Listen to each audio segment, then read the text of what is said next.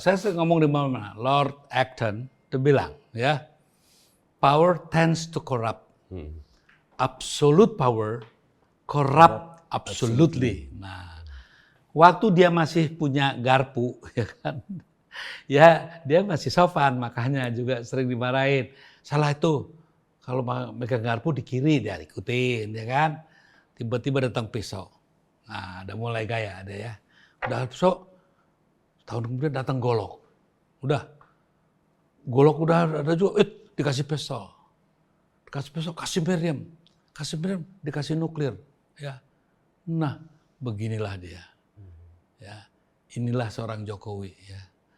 Jadi begitu kekuasaannya, gua punya garpu, gua punya ini, gua punya pistol, gua punya meriam. Mega, kau tahu siapa saya ya? Kira-kira gitu deh.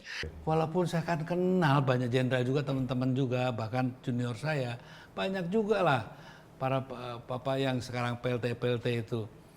Ya dia juga punya nurani, ya kan? Dia juga punya sabta marga, sumpah prajurit.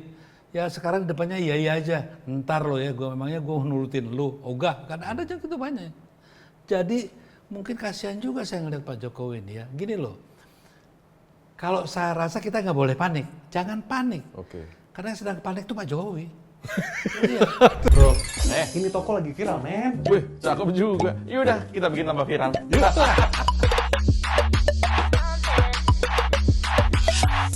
Guys, di belak-belakan episode kali ini nih, gua nemuin tokoh yang spesial. Doi kawakan di budayawan. Di budayawan kawakan. Di politisi kawakan. Lu mau tau gak siapa? The one and only. Mas Eros Djarot. Thank you. Akhirnya di belak-belakan. Makanya ini spesial. Mas Jo-nya lagi nggak tahu mana, ya. Mas, biasanya nih kalau di belak-belakan itu pertanyaan pertama langsung aja. Nggak apa-apa, silakan aja. Saya kan Langsung. hanya jawab yang kamu nanya ya. Iya. Mas, melihat fenomena sekarang nih, Mas. Ini kok kayaknya ada was-was. Kita semuanya was-was. Lihat TV, baliho ada yang diturunin. Tapi baliho tertentu. Nggak lama, nih gua lo aja ya. Nggak lama, gue lihat di TikTok ada baliho partai tertentu, malah dimobilisasi. Partai tertentu bilang aja lah tuh PDIP, kok katanya bolak-belakang. Bukan, yang dimobilisasi yang dipasang hampir ke seluruh Indonesia itu. Merahnya sama. Yang Gibran sama Kaisang sih, Kaisang. Ya. Udah, sebut nama aja. Nah, katanya belak-belakan. Partai PSI. Gitu nah, dong, ya. Itu ada fenomena apa, Mas? Sepi loh. Gini. Gimana? Jangan dikira anak-anak itu bodoh kan. Nah. Terutama mahasiswa, SMA, dan juga orang-orang desa itu nggak bodoh, ya kan. Ini kok ada banyak ini siapa sih ini gitu kan ya. Iya. Ya toh, kan nggak semua orang desa tahu, ya kan. Dan begitu gigantiknya gitu kan ya. Gini aja deh. Ini yang memisahkan banyak anak muda nih ya. Iya. Coba deh. Milenial Gen Z ya, dengerin. Saya nanya ya. Seneng gak sih ngeliat kayak gituan gitu? Gitu aja, sederhana aja deh. Nggak usah pakai analisa yang macam-macam gitu ya. Nah kayak gini, orang bilang kan banyak yang, wah mas nggak ngerti tuh dinasti apa, nggak usah lah pakai yang susah-susah. Gini kira-kira ini ya, ini bapaknya masih jadi presiden nih ya, masih jadi presiden loh ya. Terus anaknya disuruh jadi wali kota, ya kan. Nah, dan nih, bukan hanya situ aja, ya. Si mantunya. Nah, mantunya juga, ya kan. Terus juga anaknya juga nih baru 2 jam jadi anggota partai gitu ya. Langsung jadi ketua umum, ya nggak? Itu katanya nggak ada teorinya di dunia ya? Nggak ada. Bahkan di dunia, di akhirat juga nggak ada gitu. Nah, kemudian juga jadi wapres, cawapres. Coba gini deh, nah ya. Coba deh nggak usah pakai sekolah jauh-jauh ya. Kira-kira nih kalau presidennya gitu, boleh nggak gubernurnya begitu? Nanti anaknya, cucunya apa semua. Dah. Terus nanti bupatinya ikut-ikut gimana? Camatnya ikut-ikut gimana? Nah, lurahnya ikut-ikut gimana? Nah, kira-kira nih yang nonton sekarang ya.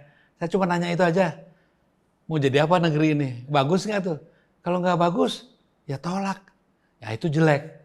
Menurut saya, yang namanya dinasti itu seperti itu ya. Jadi kekuasaannya digunakan untuk membangun ya satu kerajaan kekuasaan itu ya. Cuman nggak ada apa. Lo kan anak gue, sono ya. Lo kan ponakan gue, sono. Lo kan om gue, sono. Nah itu yang namanya dinasti yang mudahnya gitu aja lah gitu ya.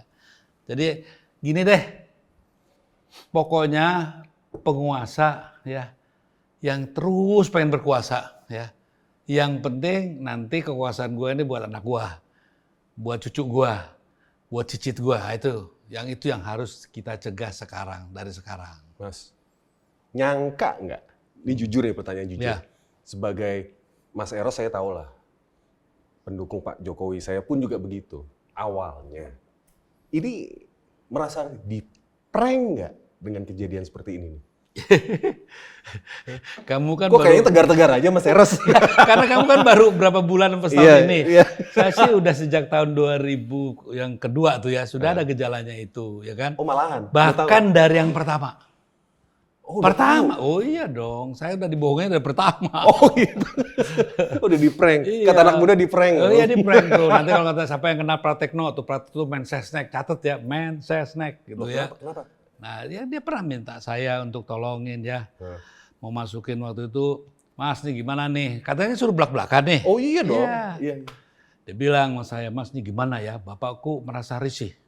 Oke. Karena Mas Hendro nih, nah ini Mas Hendro nih dengerin nih ya. Ini ada cucunya Mas Hendro nggak bilang Mayang ya. Ini beneran. Mas, ini gimana Bapak tuh merasa risih. Kalau Mas Hendro tuh, Hendro Priyono tuh. Ya, kayak ngatur semuanya lah. Bapak risih gitu kan. Jadi gimana nih, aduh nggak enak. Terus ada juga yang kedua nih, namanya Surya Paloh. Tapi itu sih ya nggak teman juga gitulah. Paling megang semuanya gitu ya.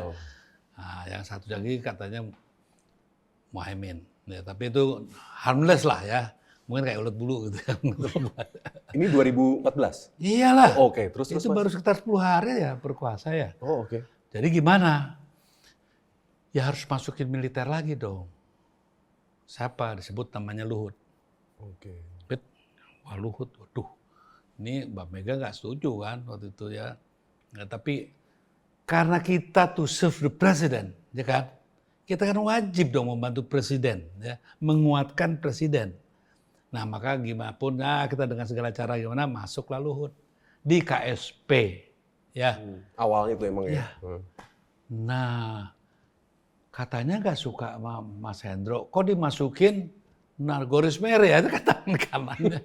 Terus anaknya si Dias, jadi stres saya bilang. Nah mulai dari situ saya mulai udah mikir, kok cara berpolitiknya begini ya. Gitu.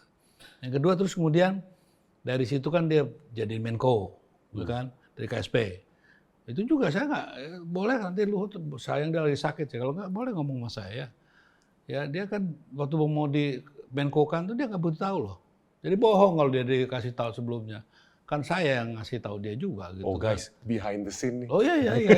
Katanya suruh belak-belakan. Iya spesial nih. Biar semuanya jelas ya. Jangan kita dibohongin lagi oleh penguasa. Nah dari situ saya lihat memang cara berpolitiknya kok kurang tune in sama saya. Oke. Ya, udah waktu itu Mbak Mega minta supaya ini diganti. Enggak. Datanglah waktu itu, adalah utusannya. Ya, saya sebut nama aja lah, Aryo Bimo ya, datang ke saya. Ya. Mas, ini katanya Pak Jokowi, tadinya dia minta jadi Mensekap itu ya. Terus kedua ini kalau nggak benar ya tanya aja si Aryo Bimo-nya ya kan. Terus dia bilang gini kan, gini Mas, kalau Mbak Rini itu BUMN kan tadi ganti, jangan dulu. Kata Ibu, sempat heboh tuh ya. Kata Bapak masih ada yang harus ditandatangani. Kalau salah ya tanya Aryo Bimo. Kalau nggak suruh panggil di sini. Iya. Suruh hadapan sama saya gitu kan. Lalu dia bilang, tuh justru yang mau ditandatangani itu harus kita kontrol. Dia bilang gitu kan. Dah, akhirnya apa? Yang diganti cuma si Andi Wijayanto. Ya. Ini katanya nanti ada yang kedua. Nah, ini beneran ini ya. Yang kedua katanya nanti kalau ada pergantian, ada reshuffle kedua. Enggak juga. Nah dari situ saya udah mulai catat banyak. Waduh, kok ini kok. Oh, maksudnya sen kiri belok kanan? Ya itu makanya gini deh. Gimana? Ya, saya kan kalau ngomong ya, saya bisa pertanggungjawabkan. Nah, saya paling senang kalau Pak Pratekno di sini dong ya. Iya. Ya, duduk di sini sama saya, ayo kita ngomong ya, terbuka ya, agar rakyat semua tahu gitu kan. Saya tidak suka menfitnah ya, tapi ini perlu diketahui supaya apa? Jangan ada lagi dusta di antara kita, ya kan? Terus katanya, wah ini kan semua untuk menjaga Indonesia aja utuh. Jadi Gibran memang ditugaskan dampingin sama Prabowo gitu ya, Muhaimin ditugaskan dampingin apa? Siapa? Anies ya. Lah Anies mau dipencet kok didampingin gimana sih gitu. Jadi kan pusing gitu. Wah, ini apa nih? Ada kan analis yang luar biasa tuh kan di TikTok tuh banyak ya. Wah, seolah-olah meyakinkan kita semua bahwa ini adalah strategi Pak Jokowi. Nah itu dia, kan rame di TikTok kan. Iya. Ada strategi konspirasi. Ya. Semuanya itu, tiga-tiganya itu adalah ya. orangnya Pak Lurah, Jokowi, katanya begitu. Iya, gini, ini kan gila kali ya gitu kan. Nggak mungkin yang namanya, nah kalau nggak percaya nanti tanya Hasto ya, ajak aja ke sini. Mas Eros yang bilang. Instruksinya Mbak Mega gaspol. Mbak Mega mau marahin saya, silakan. Betul nggak itu? Nah makanya nggak bener lah adanya. Sekarang ini karena dibikin resah ya. Seolah-olah kita membenarkan hal seperti ini terjadi. Tidak. Kita tetap menganggap etika itu penting. Moral itu penting. Hukum tanpa pijakan etika sama moral itu namanya hukum rimba. Jadi gimana ya? Kita nih, saya yakin anak-anak muda cerdas lah ya. Jangan mau ditipu ya sama analis-analis yang kita harus curiga nih. Oh ini keras ini, jangan mau ditipu. Loh, dibayar kan nih. Contohnya nih. Wah, yang dari suara yang kita tampung ya, dari survei Prabowo sekarang di atas semua ya. Tapi sebelum itu diberi dulu pengantar, ya kan? Ini ada salah strategi katanya. Karena kalau gengnya Ganjar dan Mahfud itu selalu mengedepankan apa tuh? Dinasti politik itu nggak efektif katanya gitu ya. Nah supaya apa? Supaya kita nggak ngomong lagi gitu kan. Sebenarnya gitu. Iya itu. Nah, ayo adu gagasan gitu maksudnya. Iya, itu untuk membuktikan itu naikin dulu dong. Tuh, lihat tuh. Betul kan? Gara-gara itu tuh jadi naik. Saya bilang kita jangan mau dibohongin ya. Itu akal-akal orang dibayar semua ya. Menurut saya ya. Artinya gini. Kok pinter amat ya orang ya. Ini nanyanya di mana? Ya kan? Nanyanya ke masjid ya.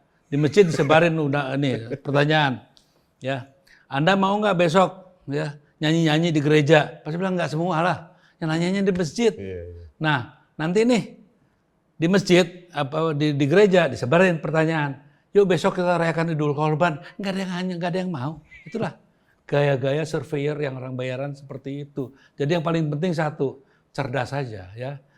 Jadi teman-teman ini kan anak-anak muda ini jangan dianggap enteng loh ya. Mereka ini cerdas kok. Jauh lebih cerdas dari generasi saya. Gitu Mas, loh. Sorry, saya potong. Ya. Tadi kan Mas Eros kan bilang kan, yang masalah etika, berpolitik itu harus beretika. Iya dong. Iya kan? Iya. Pertanyaan saya adalah, ini sebenarnya ada pengkhianatan atau enggak? Gibran ini sebetulnya berkhianat enggak sama partai PDIP dan juga sama Ibu Mega? Itu sebetulnya gimana sih? Kan Mas Eros ini kan kawakan, dampingin Mbak Mega 9 tahun. Udah tahu karakternya Ibu Mega seperti apa. Nah, dari kejadian ini sebetulnya dari mantunya Pak Jokowi, dari anaknya Pak Jokowi, mungkin dari Pak Jokowinya sendiri. Itu sebetulnya ini yang ngelitik hati saya mau nanya. Berkhianat apa enggak sih? Pertanyaan kamu kan sudah jawabannya. Ya. Kan kamu nanyanya tadi gimana? Itu jawabannya kan? Oh itu. Loh, yang sudah tahu kok ditanyain itu ya. Mengkonfirmasi dengan orang dekatnya Ibu Kita Mega. Kita konfirmasikan ke teman-teman yang nonton nih ya. Kira-kira komen. Kalian jawab tuh pertanyaannya. Ya, kalau bagus ikutin perilaku seperti itu. Kalau nggak bagus, buang jauh-jauh perilaku seperti itu. Nah, yang seperti itulah dulu Indonesia dijajah sampai 350 tahun. Banyak orang kayak gitu. Nah, mau kita lagi kembali ke sana. Nah, jadi pertanyaan tadi sebetulnya sekaligus jawaban. Udah kejawab kan? Udah.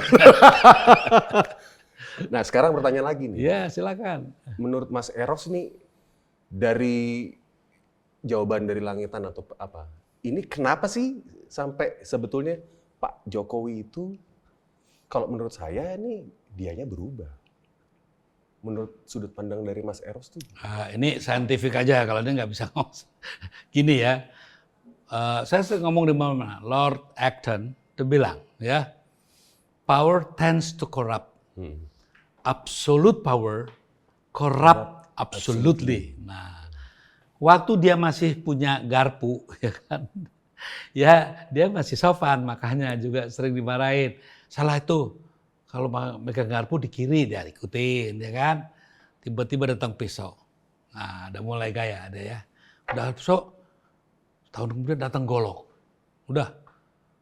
Golok udah ada juga, dikasih pisau.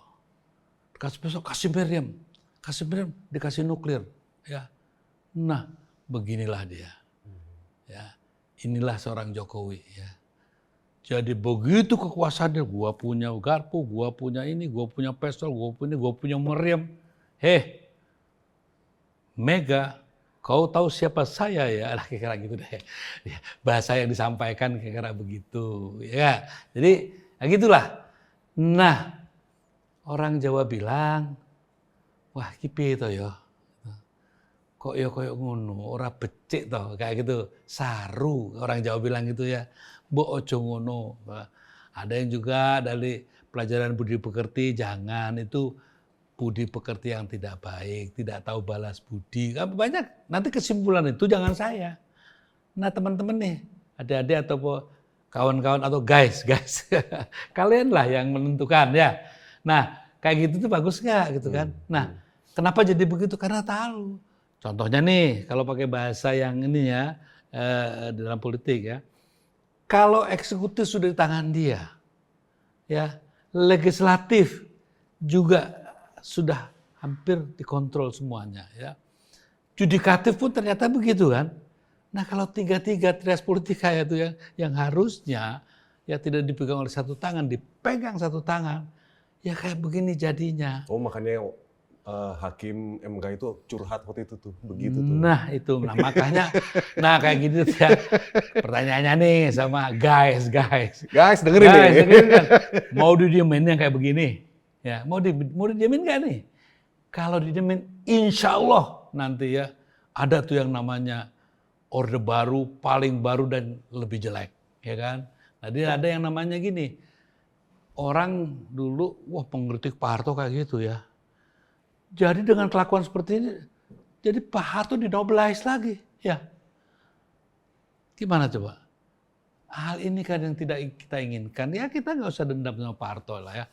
Saya juga nggak setuju orang yang kalau semua Soeharto itu jelek, ya enggak lah. Ada juga yang dia kontribusikan, ya. Sama juga Pak Jokowi. Tapi kalau yang jelek harus dinyatakan, ya toh. Berarti bagus di depan, menjelang akhir agak remuk gitu ya? Ya kalau itu yang jangan disayangkan, ya kan. Makanya itu, karena dia sudah merasa begitu dikasih bom atom itu, wah langsung begini. Waktu masih punya golok kali masih, kerja cuma ngasah-ngasah aja ya nggak ya. Yang kayak bikin, gitu. saya rasa tuh sebetulnya sekarang ini hubungannya si Pak Jokowi dengan Mbak Mega, Ibu Mega itu gimana sih setelah kejadian ini tuh? Gimana ya? Saya tahu itu yang penasaran kan kita semua kan ini kan akhirnya. Ini gimana nih? Gitu. Ini Ibu Mega nih silent is golden atau sebetulnya dia memendam rasa sakit karena dihianati sama anaknya sendiri, anak tanda kutip ya, gitu. Atau gimana? Ya gini aja lah, gampang kok ngelihatnya gitu kan. Lihat aja lah bagaimana kalau dia merasa deket sama Gibran tuh udah dipanggil gitu ya. Kayak kemarin tuh loh waktu apa penetapan nomor tuh ya. Dan kita lihat aja deh. Jadi kira-kira gimana itu ya. Nah, kalau memang dia itu dekat itu ya, pasti kan sudah nyambangi lagi, ngobrol lagi, ya kan. Setahu saya, ya, saya nggak yakin kalau Mas Hasto gitu, pasti yang nyuruh Mbak Mega itu. Jadi kalau sikapnya dia sampai nyerang kasarannya ke Pak Jokowi juga gitu, tegas-tegasan. Itu nggak sembarangan berarti? Enggak dong. Oke. Sekjen itu kan dia, apalagi saya tahu Hasto ya. Penyambung lidah si ketum itu Lah ya? iyalah, maksudnya kalau dia bilang betul, dia tuh pernah minta 3 periode gitu kan. Ya itu nggak mungkin dia berani ngomong sendiri sebelum ada green light. Dia orang disiplin. Jadi ya nanya kan, gimana hubungannya baiknya? Kira-kira kesal nggak? Kalau saya kan makanya kesel, makanya saya nanya nih sebagai orang yang udah deket sama Ya pastilah. Ibu Mega kan pasti kan udah Cuman tahu. Mbak Mega itu ya begitulah. Kalau nggak senang sama orang tuh nggak dilihat juga nggak. Nah, itulah Megawati. Oh, ya. iya. Ya, apakah itu baik nggak itulah perkara Ya, lain. memang ya. dia masih Tapi itulah dia. Paling nggak dia jujur sama sikapnya. Iya. Ya. Waktu Nggak dia munafik lah ya. Ya, dia nggak suka sama Pak SBY, dia nggak ikut. Nah, mungkin ya begitu sama ya. Artinya dalam hal ini sebetulnya gini loh ya. Kadang-kadang banyak sekali sih para analis itu ya yang menganggap pemuda itu goblok gitu ya, nggak punya mata, nggak punya hati. Ya. Ya makanya survei juga. Ya, survei maaf ya. Maaf pada teman-teman yang bergerak di bidang survei dan nyari uang di sana. Terus terang saya harus nyatakan nih ya. Waktu tahun-tahun pertama, ingetin ya. Waktu tahun pertama dulu ya, reformasi kan ada survei-survei gitu ya. Itu masih murni itu. Oh iya. Wah, tapi yang sudah kesekian kalinya nih, maaf aja lah gitu. Nah, saya tahu salah seorang pendirinya salah satu lembaga survei yang paling top tuh. Nah, dia kalau nonton saya ini, aku kan pernah tulis sama kamu ya. Kok kamu jadi begini, I pity you gitu. You disgrace yourself. Saya bilang gitu sama dia. Saya nggak sebut nama, nggak sopan ya. Tapi salah satu surveyor paling top ya di Indonesia, saya pasti akan ya terserah nanti. Silakan cari siapa orang itu. Saya bilang begitu. Kamu gimana bisa analisa seperti itu? You disgrace yourself. Kamu merendahkan dirimu sendiri. Orang yang katanya PhD loh ya. Kok uteknya, maaf aja. Kok uteknya kok Bentar. Guys, tahu nggak utek? Nanti ada ini tulisannya nanti diartikan bahasa. Kok bisa-bisanya menganalisa sebodoh itu gitu. Ini kan kalau nggak money talk susah ya. Apalagi nggak ada alasan bagi saya untuk ngasih analisa lain kecuali money talk. Oh berarti UUC ya? UUC. Ujungnya cuan. Cuan. UUC 224. Nah, ini kan diibaratkan bahwa berarti Pak Jokowi dan keluarga berhadapan-hadapan dengan demokrasi dong. Iya kan? Yang saya nggak habis pikir, nah menurut Mas Eros nih yang udah kawakan di politik, ini gejala apa sih? Jangan nanya gejalanya dulu gitu kan. Nanya apa nih? Kamu kan nanya demokrasi. Iya. Jangan-jangan demokrasi yang kamu pahami sama yang Pak Jokowi pahami beda. Beda, iya kan? Nah, berarti yang saya yang berubah apa? Beliaunya yang berubah gitu loh Mas Eros. Ini yang satu hal yang harus kita persoalkan, kita sayangkan. Makanya tadi mungkin merasa, wah tentara di belakang gue, polisi di belakang gue gitu. Semua ASN di belakang mungkin. Walaupun saya kan kenal banyak jenderal juga, teman-teman juga, bahkan junior saya. Banyak juga lah para papa yang sekarang PLT itu. Ya dia juga punya nurani, ya kan.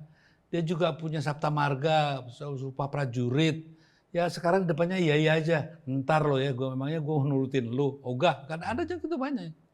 Jadi mungkin kasihan juga saya ngeliat Pak Jokowi ini ya. Gini loh. Kalau saya rasa kita nggak boleh panik, jangan panik. Karena yang sedang panik itu Pak Jokowi. Iya. Kenapa panik? Gini loh. Gimana Mas? Kalau angsa tuh gigitan yang paling kencang tuh pada saat itu di masa-masa akhir dia menjelang menyudah hidupnya, seorang angsa tuh gigitnya paling tinggi ya. Jadi ya itulah kita tenang-tenang aja karena ini bentuk kepanikan aja kalau saya. Kenapa? Kenapa semua harus dijadikan? Mungkin aja ya, karena analisa gini loh guys ya, aku ngasih tahu nih ya.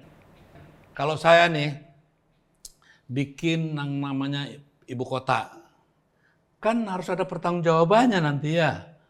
Nah, belum nanti masa COVID tuh berapa triliun tuh yang belum diaudit tuh ya. Tuh nanti kebocorannya. Sekarang emang di undang-undang, tapi kan undang-undang bisa berubah setiap saat ya kan.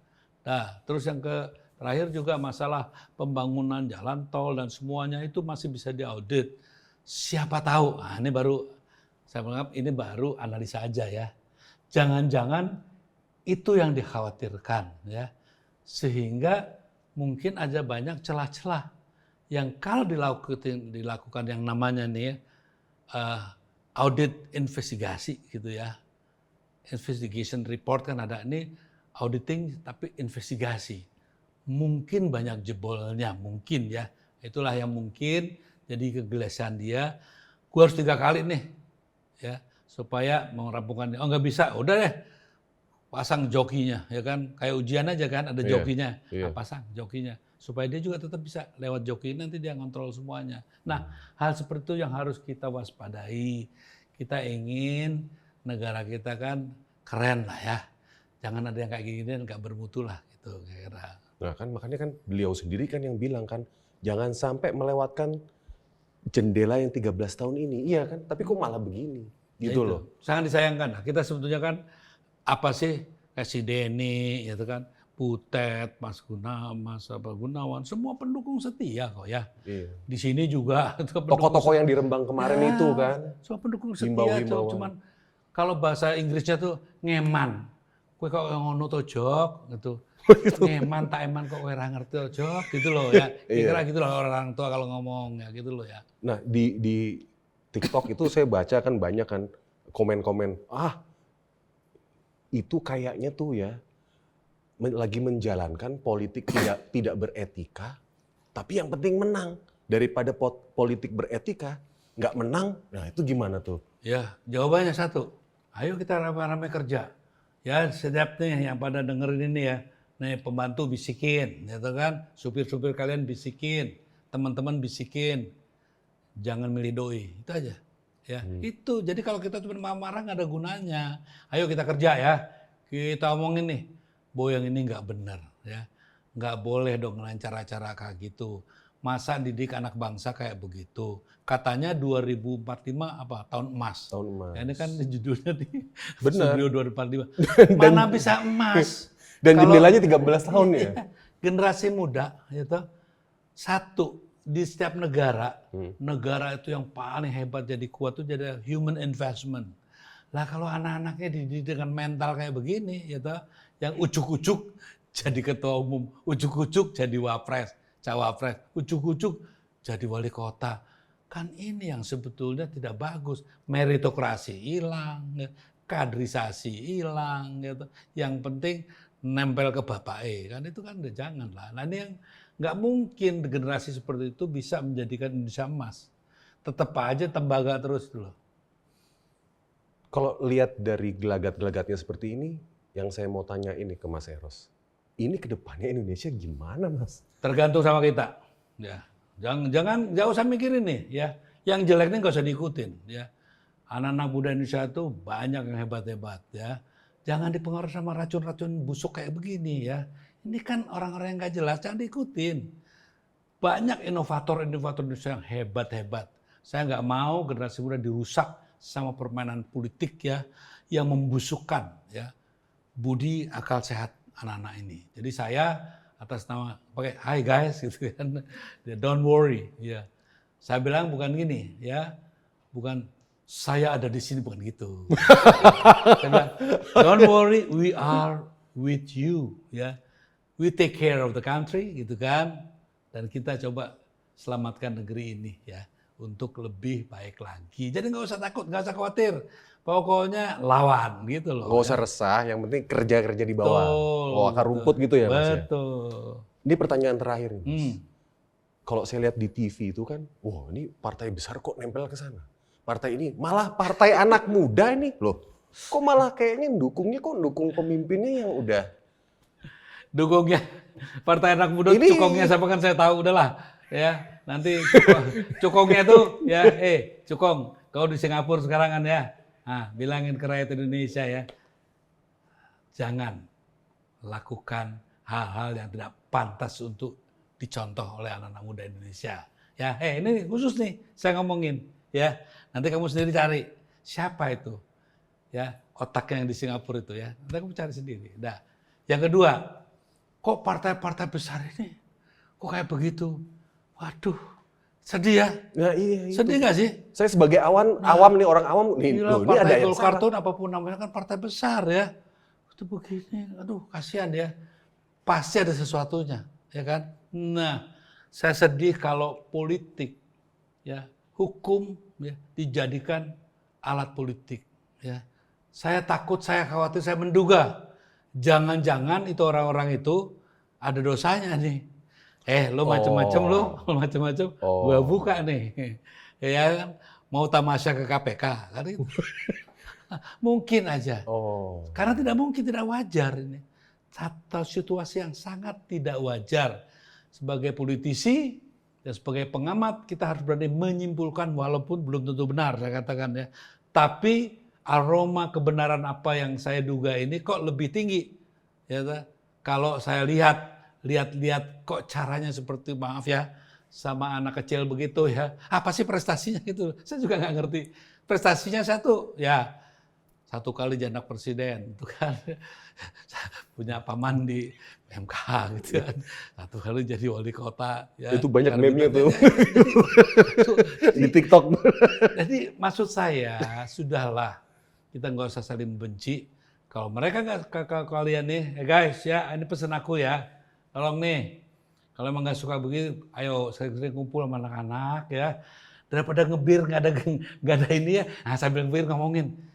Gila tuh orangnya gitu ya, emang gila gitu kan. Nah, jangan ikutin, ayo kita bangun nih yang namanya civil society. Jadi kita juga punya hak ya, jangan cuek-cuek aja.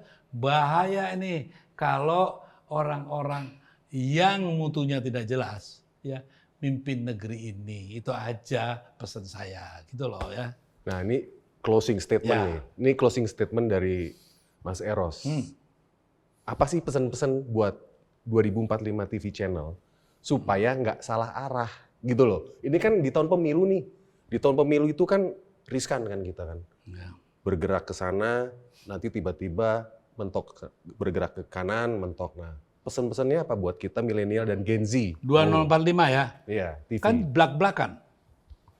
Belak-belakan itu tidak ngawur ya. Belak-belakan itu berdasarkan data juga, ya kan? Berani. Tell the truth, ya. Bicarakan apa yang benar, ya. Cuman satu, ya. Jangan takut lagi ditekan sana, ditekan sini. Takutlah sama kebohongan dari mulutmu sendiri, ya. Itu pesan saya kepada anak-anak muda, terutama kepada Pak Jokowi. Itu aja. Sampai ketemu lagi di belak-belakan, guys. Bro, ini toko lagi viral, men. Wih, cakep juga. Yaudah, kita bikin tambah viral. Yuk.